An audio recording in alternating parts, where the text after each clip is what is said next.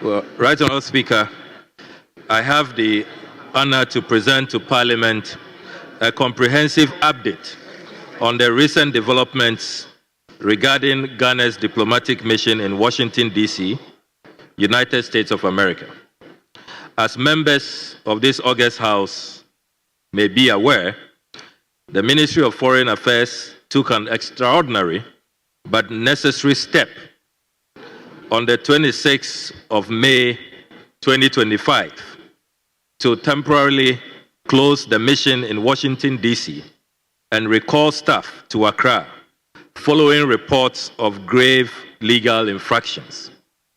This decision was made after thorough deliberations and prompted by incriminating findings from a special audit team, which uncovered instances of fraud, conflict of interest, and corruption, particularly involving visa processing and the unauthorized activities of a third-party agent operating under the name Ghana Travel Consultants, GTC. With the full support of His Excellency the President, this action marked our government's unwavering stance against corruption and our commitment to protect the integrity and the image of our foreign service. Right Honourable Speaker, the special audit team which I set up was made up of senior management of the Ministry of Foreign Affairs. They uncovered a complex web of corruption that compromised the integrity and efficiency of the embassy's operations. Among the findings are the unlawful activities and conflict of interest involving one Mr. Fred Kwating, who was formerly employed on August 11, 2017, according to our records at the ministry, as an information technology officer. Mr. Kwating continued to work with the mission with a renewal of annual temporary appointments. It has also emerged that Mr. Fred Kwating was not qualified to be employed as a local staff, as he does not possess the appropriate legal status to be employed in the USA. Mr. Speaker, additionally, the investigations revealed that Mr. Kwating is the owner and main operator of Ghana Travel Consultants. The company was later mysteriously contracted to provide exclusive courier handling for the mission, effective 1st January 2023, by the former ambassador, Her Excellency Hajia Alima Mahama. The team discovered that this situation started as far back as 2019. Therefore, the 2023 contract only sought to legitimize what was palpably wrong. This dual role as IT contract staff and at the same time service provider, where he illegally redirects applicants to his own company, GTC, created a criminally unacceptable situation where personal interest was clearly prioritized over official duties to the detriment of the mission's objectives and public trust. Mr. Speaker, investigations have revealed that on 19th November 2019, Mr. Fred Kwating was issued a formal query when the then head of Chancery, Her Excellency Genevieve Akpalu, who is now the head of mission or the ambassador at Ghana's embassy in Tokyo, Japan. She first discovered this illegal link on the website. It is curious that not much appeared to have happened after that query, as shockingly, Mr. Kwating became bolder with his unlawful activities, which continued after more than 6 years. Mr. Speaker, I have here with me a copy of the 2019 query, and with your permission, Mr. Speaker, I'll read the query. Dated 19 November 2019, signed by Genevieve Akpalu, Minister Head of Chancery, and it reads, Dear Sir, query. It has come to the notice of management of the embassy that in September 2019, You modified the embassy's website in respect of visa passport acquisition process without the necessary express approval. Will you explain why disciplinary action should not be taken against you for taking this unilateral, important decision? Your response should reach the undersigned not later than close of work on Wednesday, November 20th, 2019. Mr. Speaker, it remains a mystery how nothing happened after this query on the 19th of November 2019. Mr. Speaker, the mission's engagement of GTC was characterized by an irregular procurement process and a blatant disregard for the provisions of the Public Procurement Act 2003, Act 663, as amended by Act 914.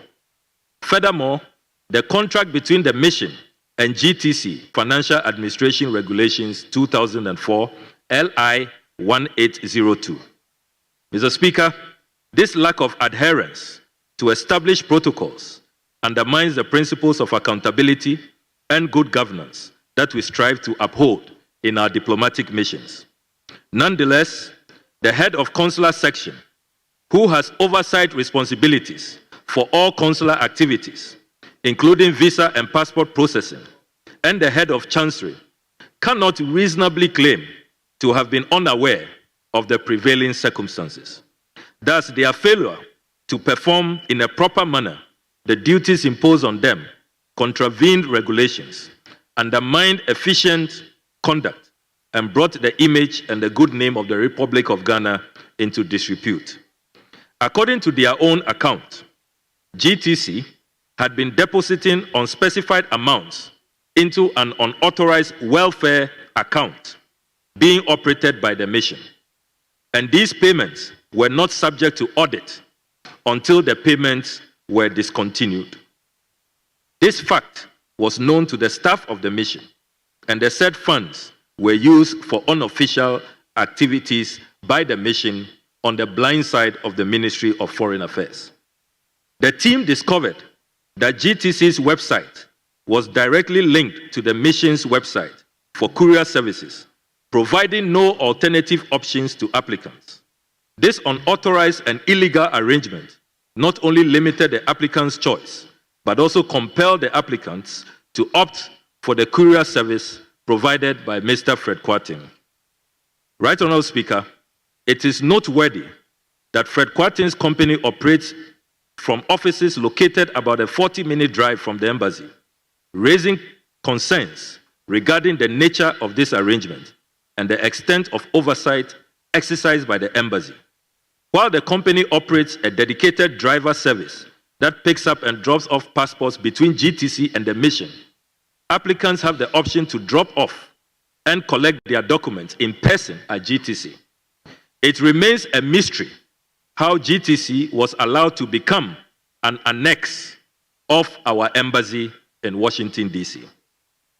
Mr. Speaker, in 2020, the ministry entered an agreement with EMH Global, which was renewed in 2024, to standardize the websites of selected missions, including the Washington mission. However, these attempts were rebuffed by the Washington mission to avoid accountability and transparency.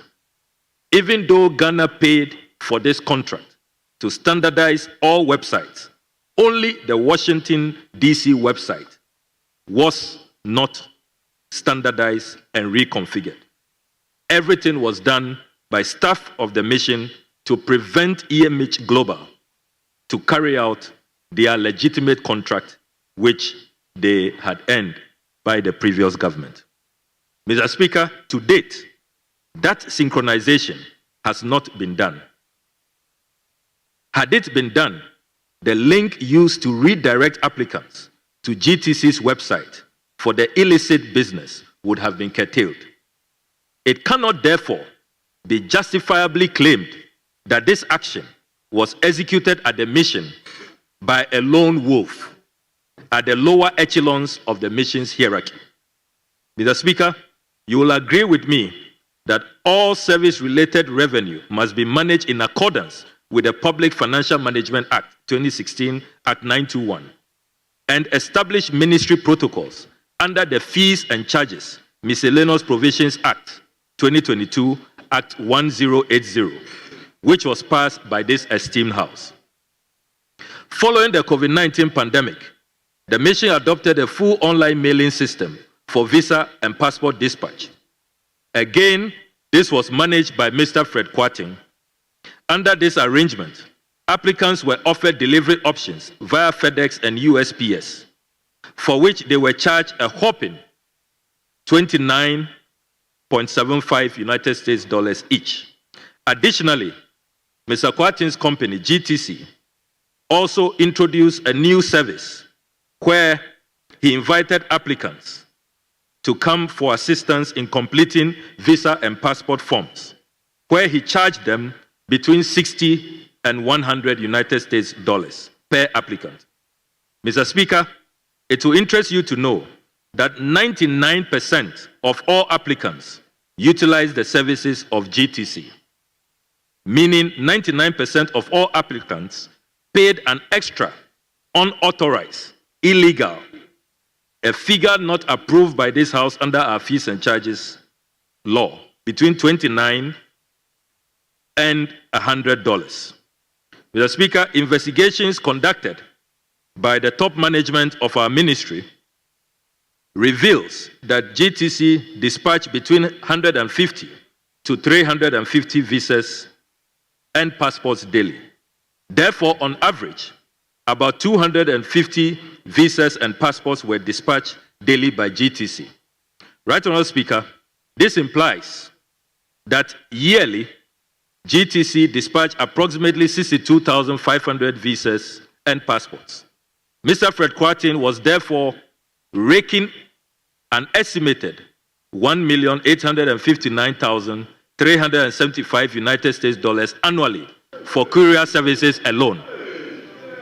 Mr. Speaker, you can comprehend the substantial sum he earns annually after adding fees for assisting applicants in completing their visa and passport forms, for which he charged between $60 and $100. By conservative analysis, Mr. Fred Kwarteng made about $4.8 million annually from his unlawful enterprise.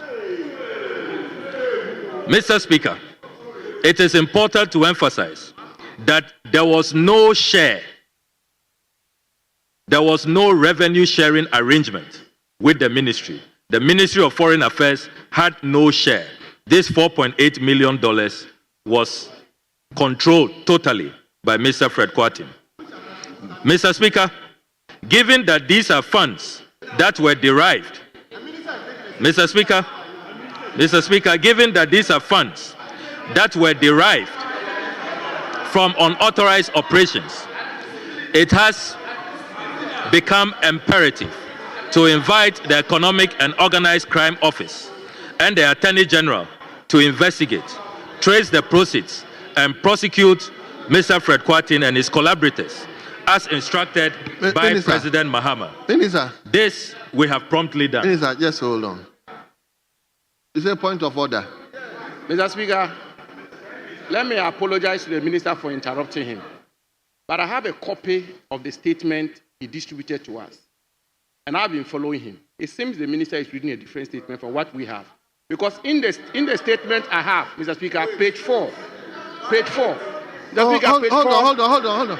He says the person raked in an estimated $1.8 million. But the Minister is saying $4 million. So I want us to reconcile that. I have a different statement. Honorable Abujinapo, just about a year ago, you used to be here. Yes. And as a minister... Yeah. No, what I have is different. The statement I have... Mr. Speaker, I just want to be sure we are on the same page with the minister. The statement that was distributed is different from the statement the minister is being read, is reading to us. That's my issue. It's okay. It's okay. Yes. Well, thank you very much, Mr. Speaker. So, Mr. Speaker, I encourage the respected ranking member of the Foreign Affairs Committee to pay attention to paragraph 17. It's the same statement I'm reading. So the 1.8 million is for the courier service, and then the $4.8 million is where he adds it's all there. Paragraph 17. Honorable Let me read it Please. again. Let me read it again for you. You don't have paragraph 17? You don't? Let me read paragraph 17 for you. Yes, go on. I'm reading paragraph 17 again for emphasis. This implies that this... Okay. Honorable Minister, go ahead. You. So, my leader wants me to read from paragraph 16. So, right on, Speaker. For emphasis, going back to paragraph 16. Following the COVID-19 pandemic, the mission adopted a fully online mailing system for visa and passport dispatch, managed by Fred Kwarteng. Under this arrangement, applicants were offered delivery options via FedEx and USPS, for which they were charged a whopping $29.75 United States dollars. Additionally, GTC also aids applicants in completing visa and passport forms for a fee between 60 and 100 United States dollars per applicant. Mr. Speaker, it will interest you to know that 99% of all applicants utilize the services of GTC, meaning 99% of all applicants paid the extra $29.75, which was not approved by this House. Investigations reveal that GTC dispatched between 150 to 350 visas and passports daily. Therefore, on average, about 250 visas and passports were dispatched daily by GTC. Mr. Speaker, this implies that yearly GTC dispatched approximately 62,500 visas and passports. Mr. Fred Kwarteng has therefore been raking in an estimated $1,859,375 United States dollars annually for courier services alone. That is for courier services alone. Therefore, Mr. Speaker, you can comprehend. Honorable, hold on. Yes, leader. Mr. Speaker, I rise under Order 91 2A. And Mr. Speaker, it reads that a Minister of State may make a statement of government policy, and the statement shall be limited to facts. Mr. Speaker, it should be limited to facts which are necessary to be made known to the House. Mr. Speaker, based on the statement he's saying and the figures he's quoting, it is his own assumption. They are not facts. They are not facts. They are not facts.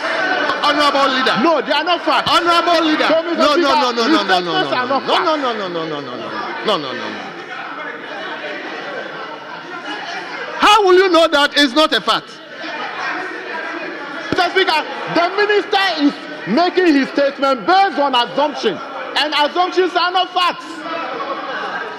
Yes, I have a copy of the statement. He's assuming. Oh, these are not facts. Mr. Speaker, the minister must limit himself to facts. And what he's saying is not facts. Honorable Habib, you are a leader. That is why I gave you that opportunity. But how can you say that the minister's figures he's turning out are not facts? Mr. Speaker, if you read the minister's statement, who gave you that statement? No, yes, I have a copy of the statement. I have it here. Mr. Speaker, the minister is not being factual because all the figures he's giving is based on assumption. It's based on assumption. Very well. You said that. Yes. Leader. Mr. Speaker, Mr. Speaker. I don't know. What? Mr. Speaker. Mr. Speaker. Mr. Speaker. Please. Honorable, please. Yes, leader, let's hear you. Mr. Speaker, let's take the work we do here seriously. Let's take the work we do here seriously. We are here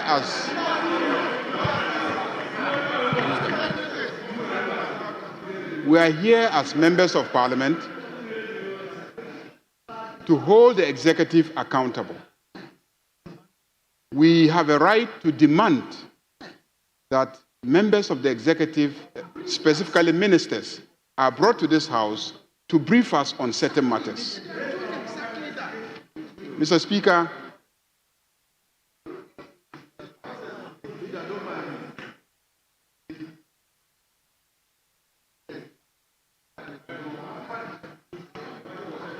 Mr. Speaker, leader, just address me. Mr. Speaker, when this incident occurred, no less a person than the minority leader came to this House and demanded that we summon the Minister for Foreign Affairs to come and answer questions why he had closed our mission down for 2 days. That is the minority leader himself. The minister is here. Now, let us educate ourselves on parliamentary processes. When a minister stands here and makes a statement, and we feel strongly that he has misinformed the House, in some jurisdictions, it is grounds for the removal of the minister. In some jurisdictions, in the UK, it is basis for the minister to be impeached by the House. So when a minister comes and is making a statement, let's listen to him. When we finish and we have issues about certain factual statements made by the minister, we can then take the minister on. That's what we do. But when the minister is making the statement and then people in the front bench get up and then they interrupt the minister, this is not how we do it. If he makes a statement and mentions, you have a right later on to go and investigate and interrogate those figures. You can come back to this House and demand that the minister be taken on because he has presented an inaccurate figure. The minister has no responsibility to give us copies of his statements. But he's been magnanimous and shared copies with us. But the fact that we are holding copies doesn't mean that we shouldn't listen to him. It is what he says here that is important, not what is in the statement. He can actually amend while speaking what is in the statement. He can amend it. If he himself notices that something is inaccurate in the written statement, he can, in delivery, amend it himself. What we will hold him by is what he says. So I plead with you. If you want the ministers to keep coming and answering our questions and making statements when we summon them, let's accord them the opportunity to do so. Leader, thank you. Honorable Minister, please continue.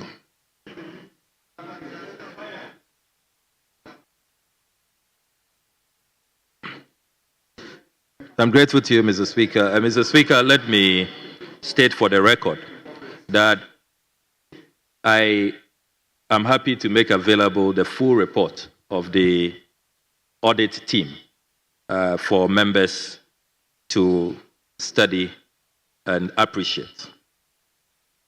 Nothing being presented here is conjecture or is not the fact. I am presenting to this House incontrovertible, irrefutable facts, and that has to be emphasized. Mr. Speaker, I take paragraph 17 again. Therefore, Mr. Speaker, you can comprehend that a substantial sum he earns annually, after adding fees for assisting applicants in completing their visa and passport forms, which, as I've emphasized, was an illegal enterprise, not approved under our Fees and Charges Act. By analysis made by the audit team, the fact-finding team, which is a team, as I've said earlier, made up of distinguished senior diplomats, management of the Ministry of Foreign Affairs. Mr. Fred Kwarteng was making $4.8 million annually from his unlawful enterprise. It is important to emphasize that there was no share of this amount to the Ministry of Foreign Affairs. Given that these are funds that were derived from unauthorized operations, it has become imperative to invite the Economic and Organized Crime Office, EOCO, and the Attorney General to investigate, trace the proceeds, and prosecute Fred Kwarteng and his collaborators, as instructed by the President. Mr. Speaker, I'm glad to inform you that the ministry has promptly done. The investigation also revealed that the Auditor General's office had raised concerns about the embassy's operations and financial management some 2 years ago. Specifically, the audit findings highlighted issues with procurement practices and financial accountability, which seem to have been ignored or inadequately addressed. Right Honourable Speaker, the investigations revealed that Fred Kwarteng's company, GTC, was initially jointly owned with his ex-wife, which raises additional questions about the nature of their business relationship and potential conflict of interest. Admissions from Fred Kwarteng himself, when he met the audit finding team, as well as current and former staff of the embassy, confirm that he did not act alone in this matter. It appears that there may have been a network of individuals involved in this web of corruption, which underscores the need for thorough investigation and accountability. We must contemplate the motivation behind the creation of a system that benefits a few individuals at the bottom of the food chain at our diplomatic mission.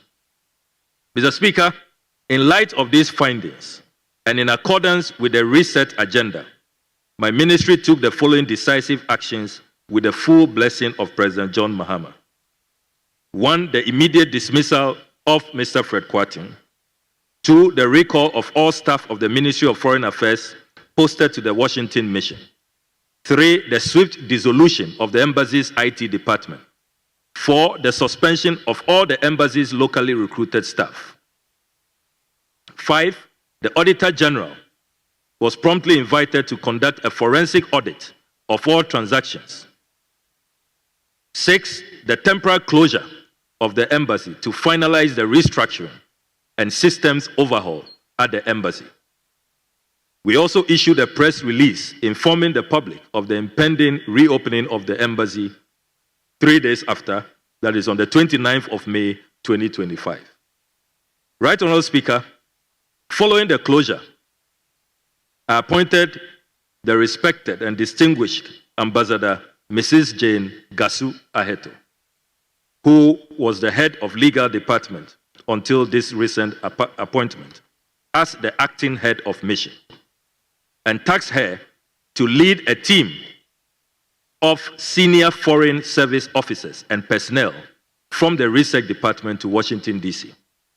Their mission is as follows: restore integrity to the operations of the embassy, overhaul the mission's IT systems, implement internal controls, address administrative gaps, and ensure a smooth and credible reopening of our diplomatic presence. The team arrived in Washington between the 31st of May and 1st June 2025. By that time, the ministry's IT unit, in collaboration with interim staff from our New York mission, had already laid the groundwork for the official reopening of the mission on 29th May 2025. Key findings and challenges. Mr. Speaker, upon arrival, the team led by the ambassador encountered a backlog of over 2,300 visa applications. And I'm sure that honorable members have seen a number of videos about frustrations being expressed by visa applicants at the Washington Embassy. Mr. Speaker, there was also no structured filing or tracking system in place, compounding the issue. An average of 350 new applications were being submitted daily. The situation was highly disorganized and required urgent intervention. Mr. Speaker, I arrived at the mission on 1st June 2025 to personally assess the situation on the ground. During my visit, I held meetings with both local and home-based staff, where I clearly conveyed the government's position on the matter. I underscored that Mr. Frederick Kwarteng, the principal suspect in this case, along with any accomplices, will be held fully accountable under the law. This includes cooperating with U.S. authorities to freeze their accounts linked to this criminal enterprise.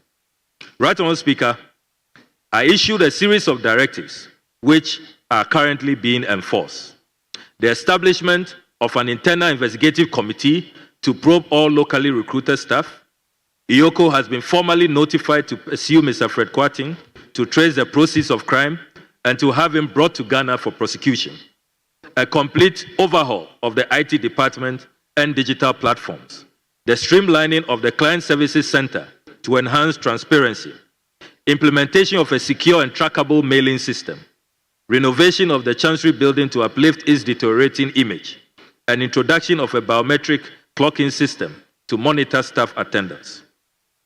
Mr. Speaker, I'm pleased to report that significant progress has been made between 27th May and 13th June 2025. A total of 4,472 visas were processed and issued. 3,588 passports were dispatched. A further 3,729 visa applications were received. And all visa backlog cases from April and May 2025 have now been fully processed. To manage the high volume of applications, the mission's working hours have been extended from 8 a.m. to 8 p.m., with some officers working beyond 10 p.m. And Mr. Speaker, I must commend the dedication and commitment of our diplomats in rising to this challenge. Mr. Speaker, the mission's IT infrastructure has been fully reconfigured to enhance security and service delivery. All the unauthorized access points have been removed. A live chat system has been introduced, and official email accounts have been updated to promote professionalism and responsiveness. In addition, 3 new phone lines have been added to reduce call congestion. 2,277 real-time online chats and 543 email inquiries were handled within a 2-week period. To further improve performance, the mission is also rolling out a mandatory training program focused on professional client service and work ethics. Pursuant to these directives, the Internal Investigative Committee has to date interviewed 25 locally recruited staff. A few individuals have since tendered their resignations. The remaining staff are scheduled to be interviewed within the week. A comprehensive report, including findings and recommendations, will be submitted upon the conclusion of the inquiry. Mr. Speaker, while the visa and passport issuance process has significantly improved, the primary challenge remains mailing delays, largely due to logistical failures by the United States Postal Service. Approximately 490 duly issued visa packages mailed on 6th and 9th June 2025 were not properly scanned, leading to concerns among applicants. In response, we have directly engaged USPS to mitigate future disruptions. Measures implemented include staggering mail dispatches to a maximum of 200 packages per day to enhance tracking and delivery efficiency. Mr. Speaker, may I stress that contrary to propaganda out there, no new recruitment has been carried out at our Washington DC mission. All the replacements are distinguished senior foreign service officers of many years of impeccable experience and integrity. Our decisive reset intervention, by not looking on, as happened in the past, has sent a very clear message that the Mahama administration will not be complicit in dubious schemes that border on corruption, conflict of interest, abuse of office, and cruel exploitation of clients of our missions abroad. Government's actions have projected a great and positive image of our beloved country. In concluding, Right Honourable Speaker, despite the serious nature of the infractions that led to the temporary closure of the mission, I am pleased to report that the Washington DC mission has been fully reopened. Operations are stabilizing, and confidence in Ghana's diplomatic representation in the United States is being steadily restored. Mr. Speaker, as Minister, I remain resolutely committed to advancing the necessary institutional reforms, ensuring that justice is served in cases of corruption, conflict of interest, and abuse of office, upholding the highest standards of integrity and service delivery across all our missions abroad. Mr. Speaker, I will continue to keep this House informed as both the investigations and reform processes progress. I thank you very much for the opportunity. Thank you very much. Honorable members, I will only take a comment each from each side.